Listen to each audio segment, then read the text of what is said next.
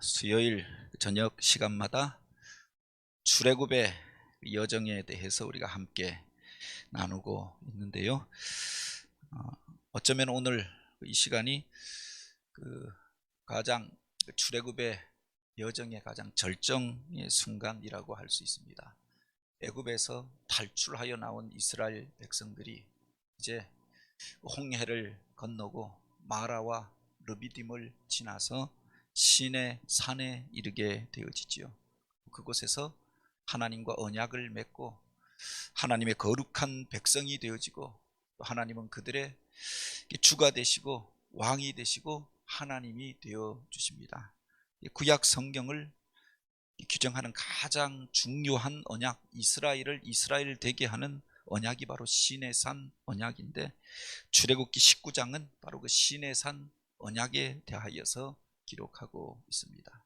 물론 그 출애굽의 여정과 경로에 대해서는 여러 가지 이설들이, 다른 주장들이 있습니다. 그래서 이 수요일 저녁 예배 시간에는 전통적인 주장, 그리고 일반적인 신학자들과 또 성서 지리학자들이 받아들이는 그 주장을 가지고, 특별히 성지 순례의 코스로 지금은 한 10년이 넘게, 10년 가까이 이 코스가 폐쇄되어져 버렸습니다. 갈 수 없는 그곳, 저 북녘땅처럼 되어져 버렸는데, 그것을 이 수요 예배 시간에 함께 그 여정을 따라가면서 하나님께서 이스라엘 백성들을 인도하시고 만나 주셨던 사건들을 우리가 함께 나누고자 합니다. 오늘은 신의 광야의 산에서 라고 하는 제목으로 말씀을 나누고자 합니다. 우리가 흔히 신의 산이라고 이야기하는데,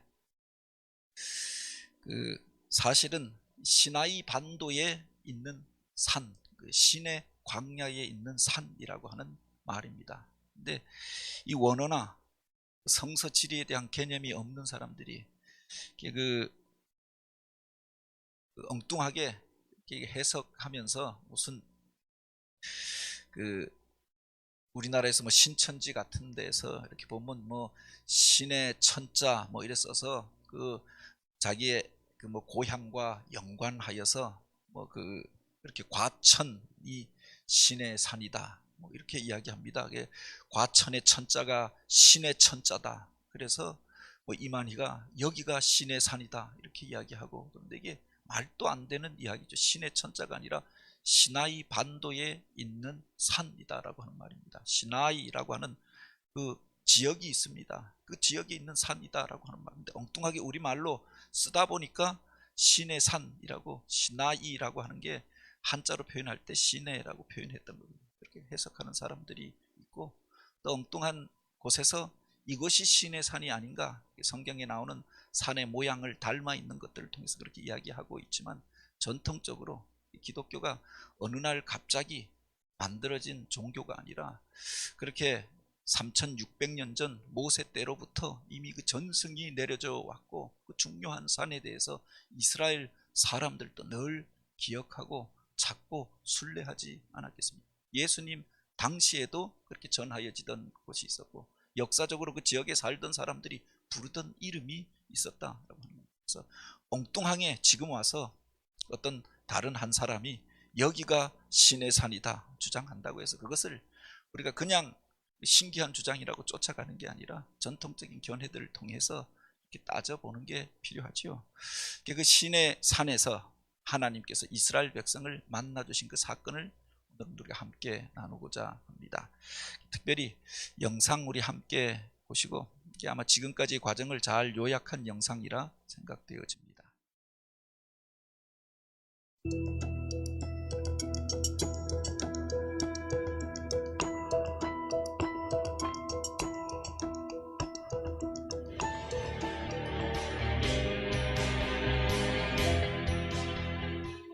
이집트 왕 바로는 10가지 재앙을 겪은 뒤 이스라엘 백성을 풀어주었으나, 마음이 강팍해진 그는 다시 이스라엘 백성들을 잡기 위해 홍해 앞까지 쫓아갑니다.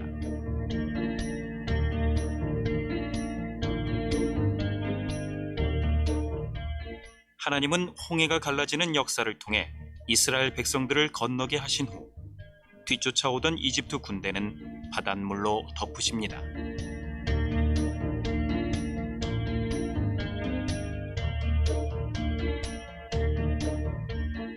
홍해를 건넌 이스라엘 백성은 마라에서 쓴물이 단물로 변하는 기적을, 엘림과 시내산 사이에서 하나님이 주시는 만나와 메추라기를 경험합니다.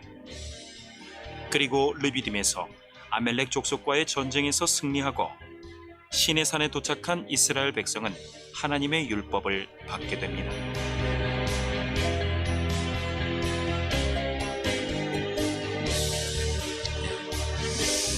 이스라엘 백성들이 출애굽하여서 시내산에 이르게 되기까지의 과정을 우리가 함께 보았는데요.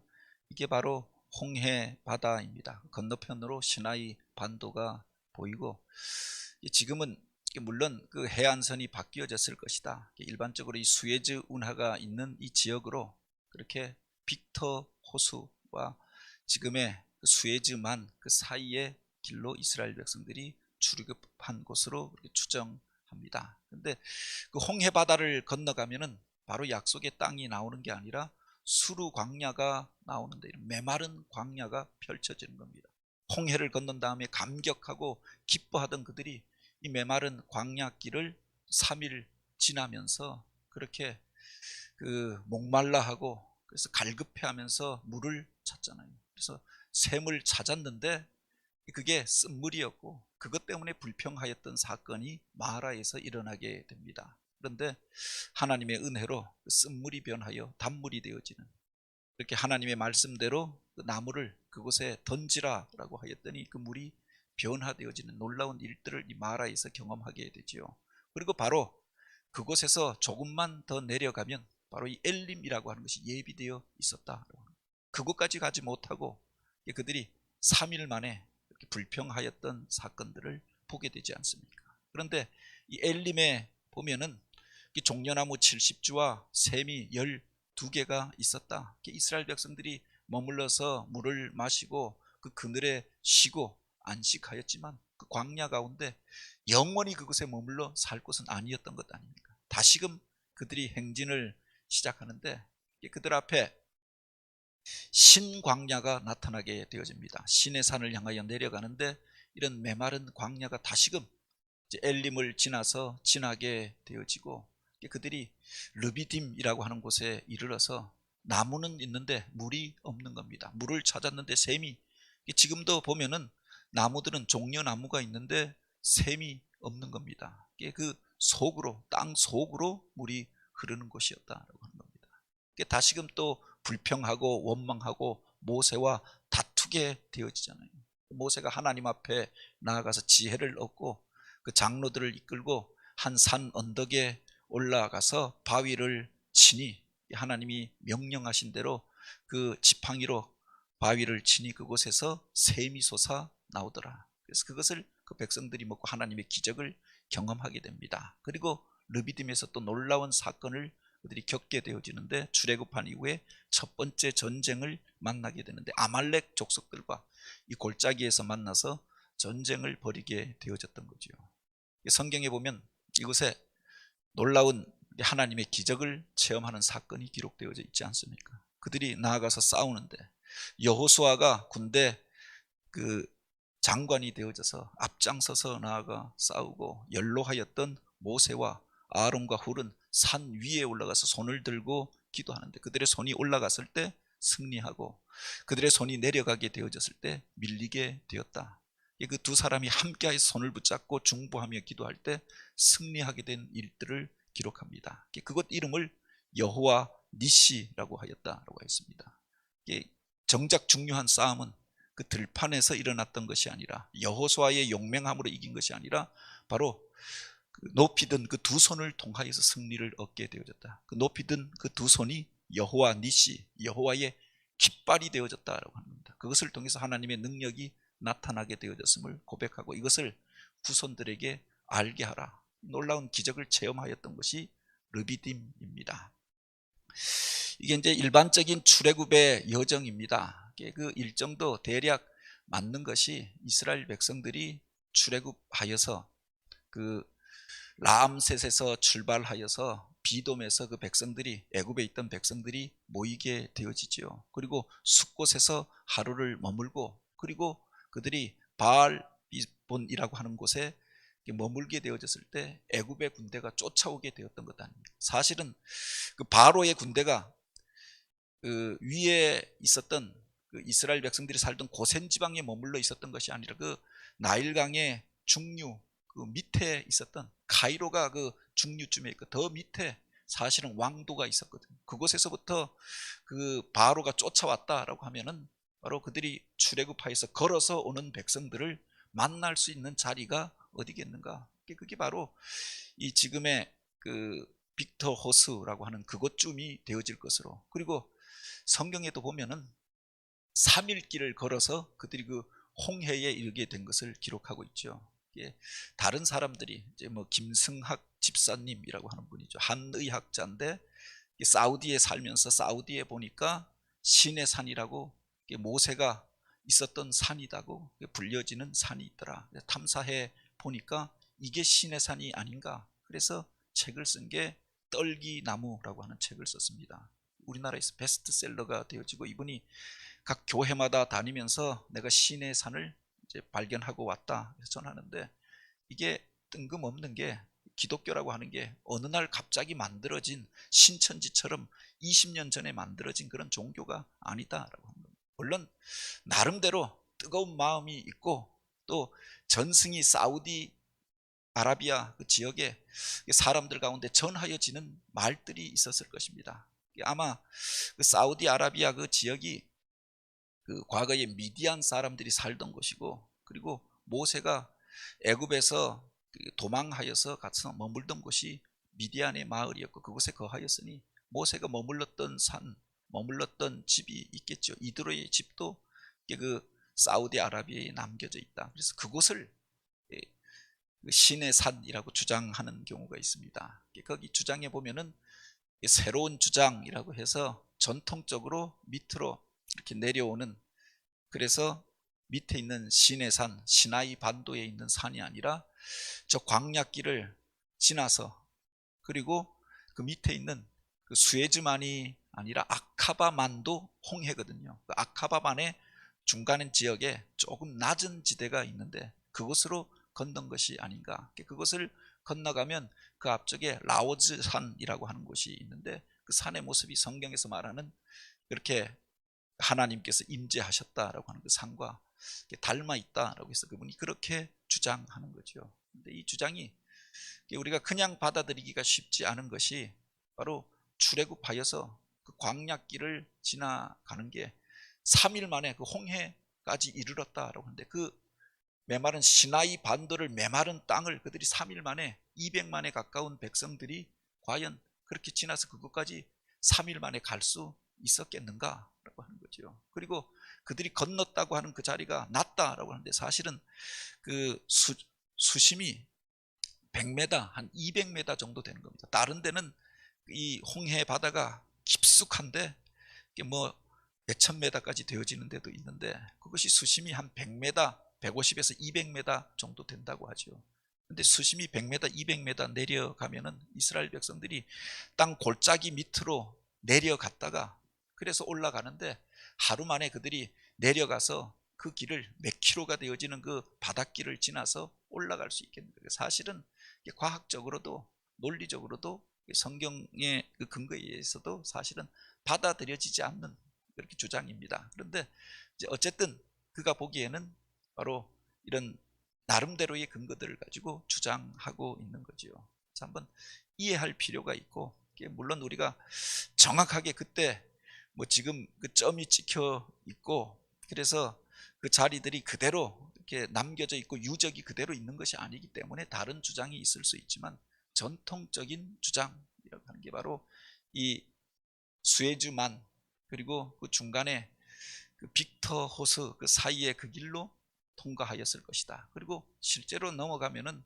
그곳에 바로 마라라고 하는 그 아윤 무사라고 일컬어지는 모세의 샘이 있고, 그리고 그 유적들이 그대로 남겨져 있는 것들을 보게 됩니다. 그리고 내려가면서 르비딤이라고 알려져 있는 그 골짜기가 있고, 또한 앞에서 그 사진으로 소개했습니다. 엘림이라고 알려져 있는 곳이 있고, 그 지역이 그 일정과 성경에서 나오는 그 일정과 그 거리와 그 모양이 그대로 닮아 있죠. 그리고 남쪽으로 내려가면 시내 산이 있는 겁니다. 근데 그 산이 하나가 아니라 지금도 우리가 뭐 지리산에 가면 또는 뭐 설악산에 가면 봉우리가 하나가 아니잖아요. 어느 봉우리냐? 그 문제는 있을 수가 있죠. 그런데 그것을 가리켜서 바로 제펠무사라고 일컬어지는 산이 있는 겁니다. 이 시내 산이라고 하는 것은 시나이 반도에 있는 산이기 때문에 수많은 산이 있는 겁니다. 우리가 무슨 지리산이라고 해서 지리산에 봉우리가 하나가 아니잖아요. 천왕봉이 있고 노고단이 있고 산봉우리가 계속 이어져 있는 것 아니고 그 전체를 가리켜서 지리산이라고 이야기하는 거죠. 시나이 반도의 남쪽에 높은 산악지대가 있습니다. 그걸 전체적으로 시내산이라고 이야기하는데 그 중에 한 산을 가리켜 한 봉우리를 가리켜 제펠무사라고 지금도 그곳에 살고 있는 베두인족들이 또 그 중군동의 많은 사람들이 그 산을 그렇게 부른다. 제펠무사가 뭐냐? 무사가 모세를 일컫는 이름이죠. 모세를 무사라고 제펠 산을 가리키는 겁니다. 모세가 올라갔던 산. 모세가 하나님의 은혜를 받고 사명을 받았던 산이고 또 모세가 올라가서 하나님의 십계명을 받고 또 하나님과 언약을 맺었던 산이라고 알려져 있는 곳이 있다.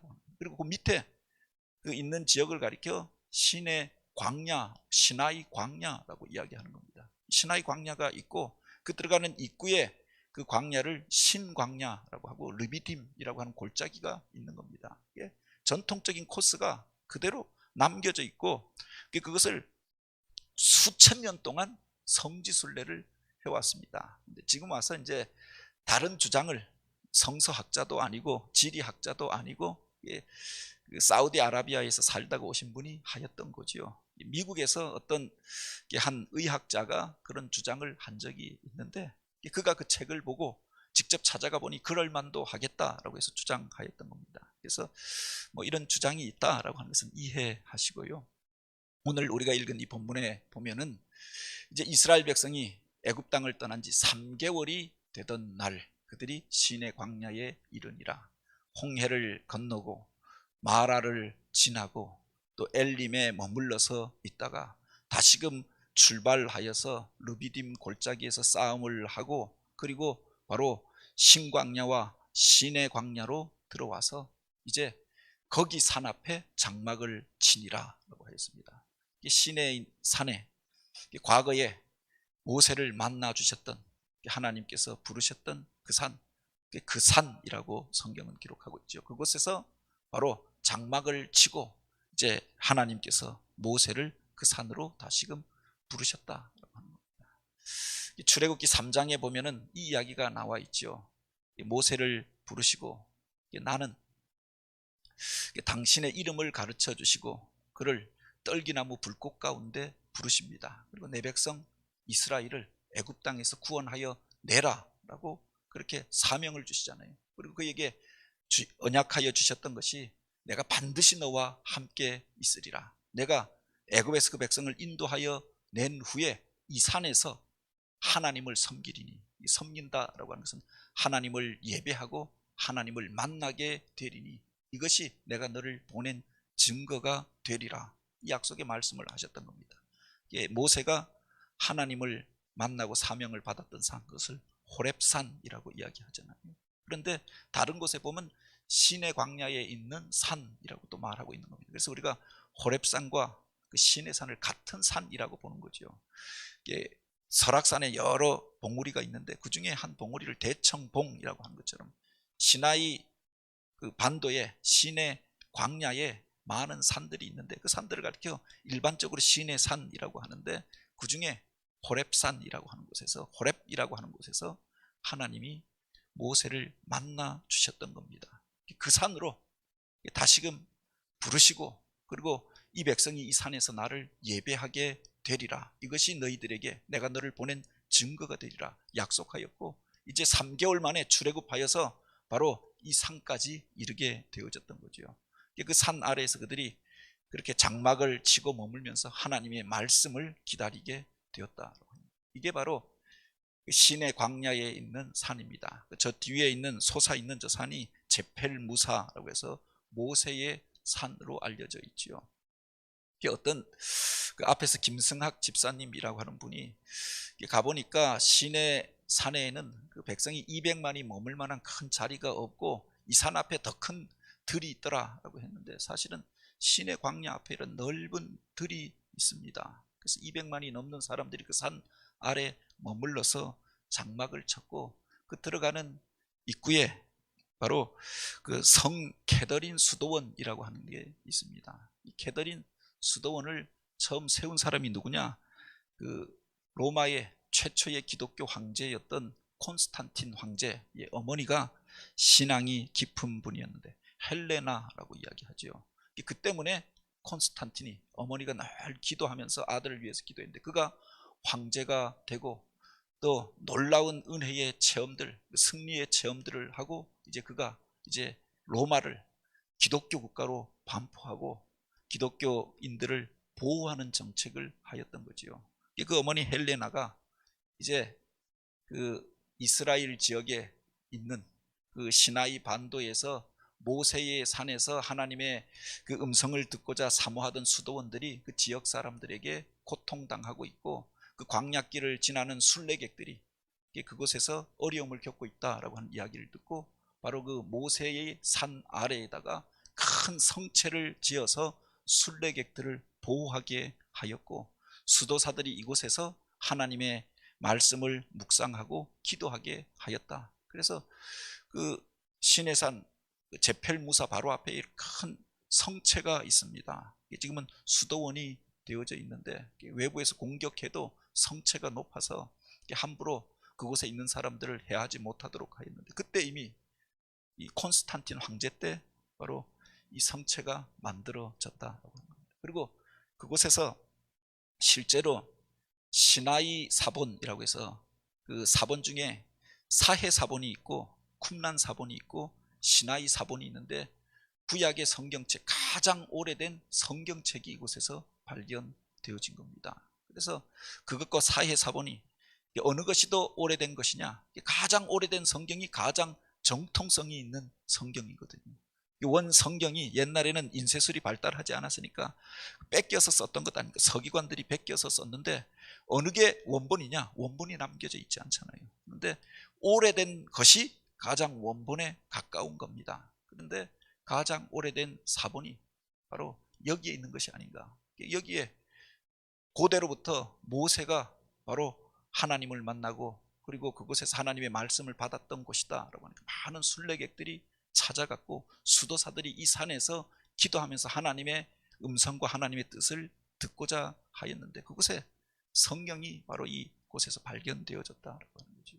그리고 이 산 위로 올라가다 보면은 그 중턱역에 엘리야의 동굴이 있습니다. 엘리야가 그가 지치고 힘들어서 유다 광야로 도망하게 되었다가 그가 로뎀나무 아래에서 그렇게 하나님의 사자를 만나고 그리고 그로 이제 호렙산으로 가서 그곳에서 그 나의 음성을 기다리라라고 하는 말씀을 받게 되었던 것 아닙니까? 호렙산에 와서 40일 동안 머물면서 하나님의 말씀을 받고 그리고 회복되어져서 돌아와서 그 말씀을 전하는 사역들을 감당하였던 거죠. 그런데 바로 이 제펠무사 그 산을 올라가는데, 시내 산을 올라가는데 그 중턱에 바로 나무가 있는 곳이 있고 물이 있는 곳이 있습니다. 연못이 있는 곳인데 그 위로 올라가면 동굴이 있어요.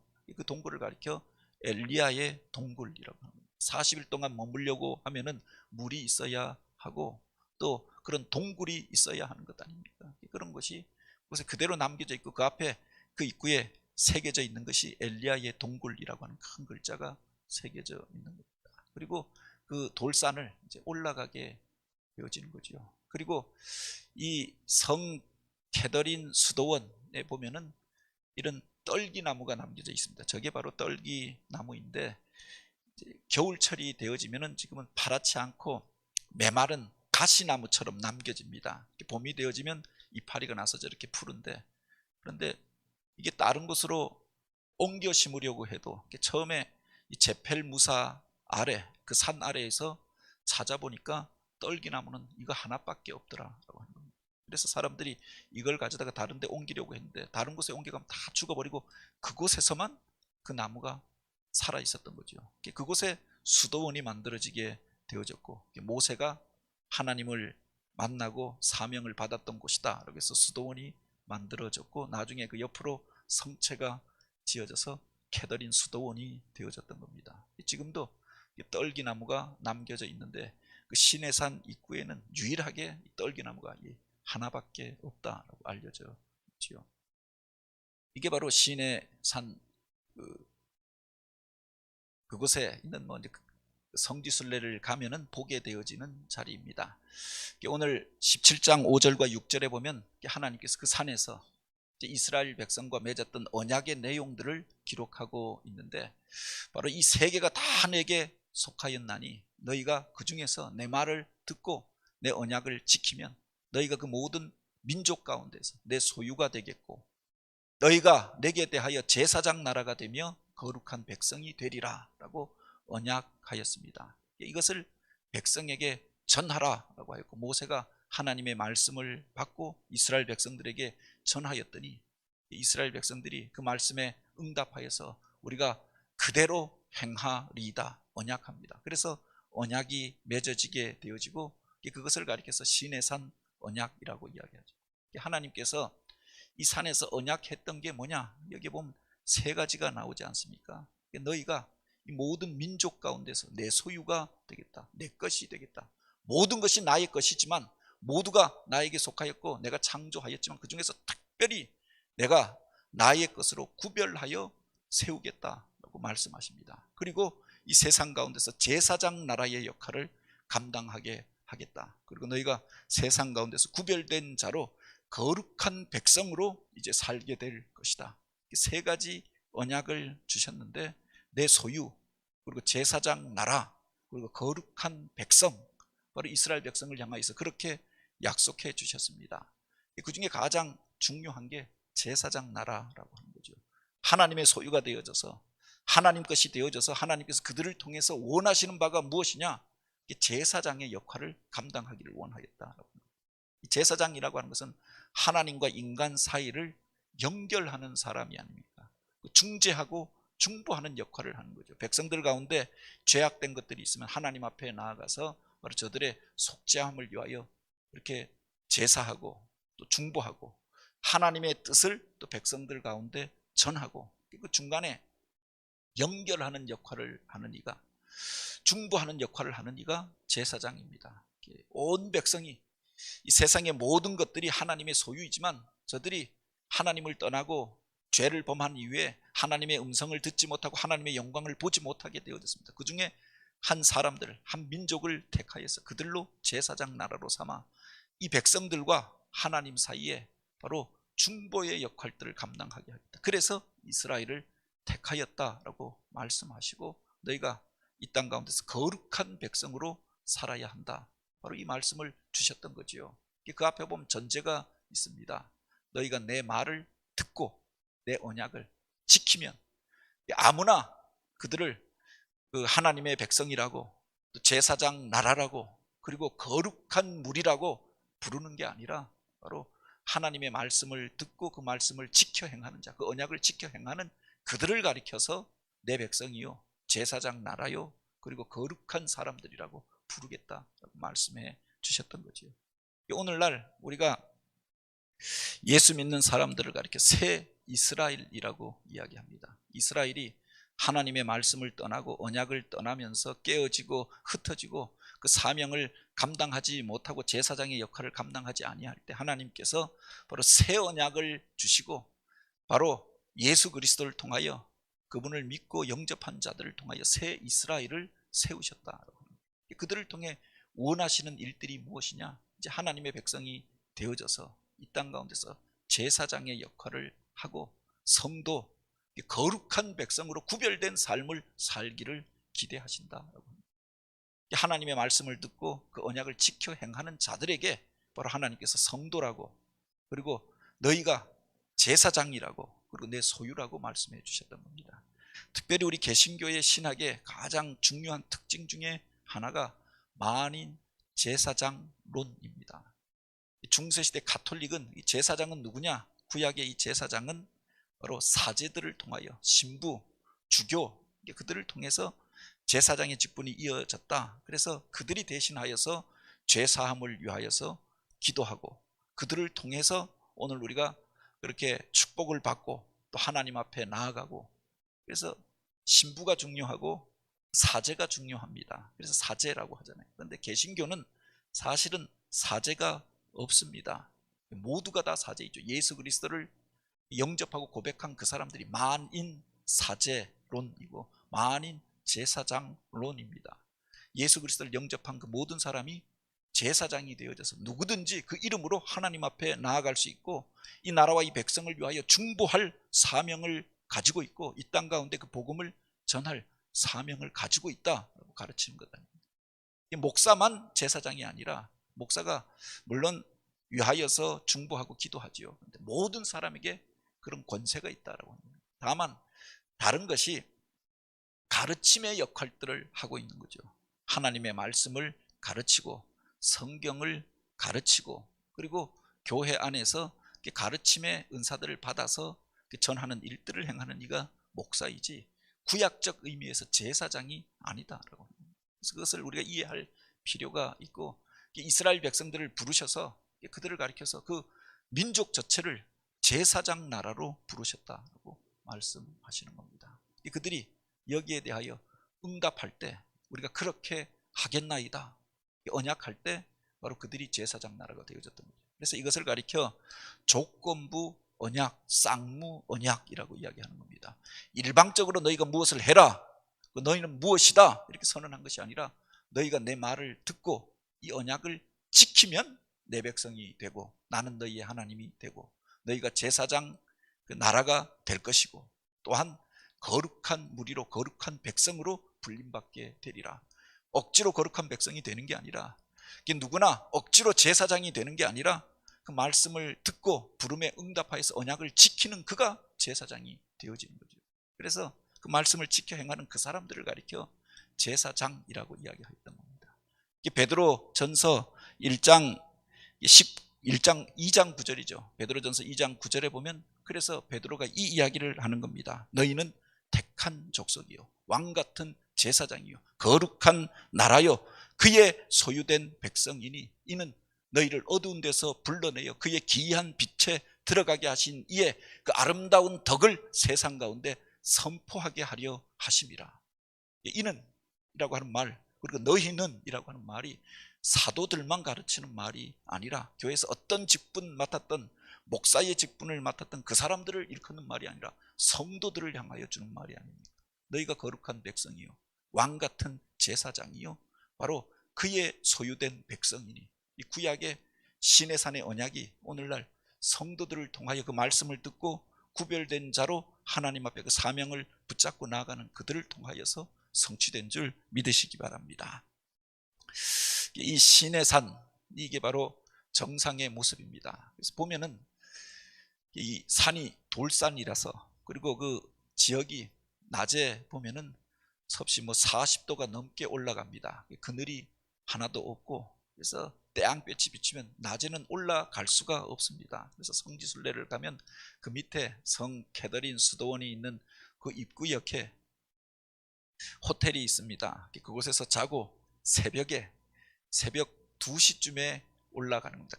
캄캄할 때 올라가서 이제 산 정상에 한 2시간 반, 3시간을 올라가면은 한 5시 반 이렇게 되면은 해가 떠오르는 겁니다. 그때 풍경이 저런 겁니다. 그래서 찍은 사진인데 그런 생각을 했습니다. 산이 밑에서 보니까 불이 탄 것처럼 이렇게 붉게 타올랐다라고 하는데 이 산이 태양이 떠오르고 그리고 이 화강석이 마치 붉게 이렇게 되어져 있는 게 밑에서 보면 마치 불이 난 것처럼 보이기도 하겠다는 생각이 드는 겁니다. 그리고 산이 또 높으니까 광야 가운데서 우뚝 솟아 있으니까 구름이 중간에 걸려져 있고 그 위에는 빛을 받아가지고 그렇게 붉게 빛나고 있는 그 모습들이 그들에게는 그것이 마치 하나님의 임재의 모습처럼 보여졌을 것이다. 하나님께서 실제로 그 산 가운데서 놀라운 증거 가운데 그들에게 나타나시고 모세가 그 산에 올라가서 하나님의 임재와 하나님의 음성을 듣고 그 말씀을 받아가지고 내려오게 되어지죠. 그 광야 가운데 시내산 아래 그 광야 가운데서 이스라엘 백성들이 머물면서 언약을 맺고 성막을 짓고 하나님을 예배하게 되어지고 1년 동안 머물렀다가 이제 거룩한 백성으로 훈련받은 연후에 다시금 출발하게 되어졌던 겁니다. 밑에서 보면은 그 산 꼭대기 위에 한 건물이 세워져 있습니다. 작은 예배처가 세워져 있는데 보면은 이게 바로 모세 기념 교회입니다. 물론 사람들이 추정했겠죠. 맨 꼭대기에 이 높은 곳에 그곳에서 모세가 기도하고 하나님의 음성을 들었던 것이 아닌가. 꼭대기에 이런 예배당이, 작은 예배당이 세워져 있고 성지순례를 가는 사람들이 그 산을 이제 올라가서 이 정상에서 새벽을 맞이하고 아침에 떠오르는 햇살을 맞이하고 그리고 내려오는 겁니다. 내려올 때는 조금 빨리 내려오는데 이게 한 2시간 내려오면 벌써 태양볕 가운데서 땀이 이렇게 비 오듯이 쏟아지는 겁니다. 그래서 낮에는 이 산에 못 올라가고 아마 그렇게 새벽에 올라갔다가 그 아침녘에 내려오도록 이렇게 성지 굴레 코스가 만들어져 있었던 거죠. 요건 이제 인증 사진입니다. 그런 사진인데, 그래서 우리가 시내산에 대하여서 오늘 함께 나누었는데 그곳에서 하나님께서 처음 모세를 만나셨고 그리고 사명을 주시고 너희가 이 광야로 나와 이곳에서 나를 예배하게 되리라. 처음에 이스라엘 백성들의 첫 번째 목적지가 어디였느냐? 바로 약속의 땅이 아니었다라고 하는 겁니다. 광야길을 지나서 바로 그 메마른 자리 가운데서 바로 하나님께서 샘을 터쳐나와 마시게 하시고 만나를 내려 먹여 주시고 또 엘림의 그 안식을 얻게 하시고 르비딤에서 놀라운 승리를 얻게 하시고 그래서 하나님의 살아계신 능력들을 체험합니다. 그리고 하나님 의지하면 오늘 우리가 살 수 있겠구나 하는 그런 마음의 담대함을 얻게 되어졌던 거죠. 그들에게 이런 체험들을 주시고 시내산에서 그들을 만나 주셨던 겁니다. 그리고 모세를 통하여 율법을 전하게 하시고 그들이 그 율법을 지켜 행하겠다 언약하게 되어졌던 자리, 이게 바로 시내산이었다라고 합니다. 그 광야 가운데 머물러서 그들이 이제 그 율법을 듣고 배우고 그리고 그곳에서 처음으로 성막을 짓고 하나님을 예배하는 방법들을 배우게 되어집니다. 그게 바로 레위기이죠. 출애굽하여서 그곳에 이르러서 하나님의 말씀을 받고 그 제사 제도와 하나님 앞에 나아가 예배하는 것들을 배우고 기록하여 놓은 게 레위기였다. 그리고 이제 그들 그곳에서 하나님을 예배하던 그들이 하나님의 출발 신호가 임하게 되어졌을 때 약속의 땅을 향하여 다시금 출발하게 되었던 겁니다. 이 광야 같은 세상을 지날 때 하나님께서 우리를 만나 주시는 자리가 있지 않습니까? 처음에 사명으로 불렀던 그 자리, 그를 통하여서 하나님께서 예배 받으시기를 원하시고 그 말씀을 듣고 지켜 행하는 그를 세상 가운데 제사장으로 세우셔서 왕 같은 제사장으로 세우셔서 또 거룩한 무리로 구별된 삶을 살게 하시고 그를 통해서 세상 사람들이 하나님께서 원하시는 뜻 하나님의 말씀을 듣게 하시고 또 중보의 역할을 감당하게 하시고 또 그들을 통해서 하나님의 역사를 이루어가게 하셨다는 거죠. 오늘 우리가 바로 하나님을 만났던 그 자리를 우리가 기억할 뿐만 아니라 우리들의 시내산이 삶의 자리 가운데 있어야 하는 것 아닙니까? 하나님을 만나고 언약을 맺고 거룩한 자로 서게 되어졌던 그곳에서부터 하나님의 새로운 역사가 시작되어지는 줄 믿으시기 바랍니다.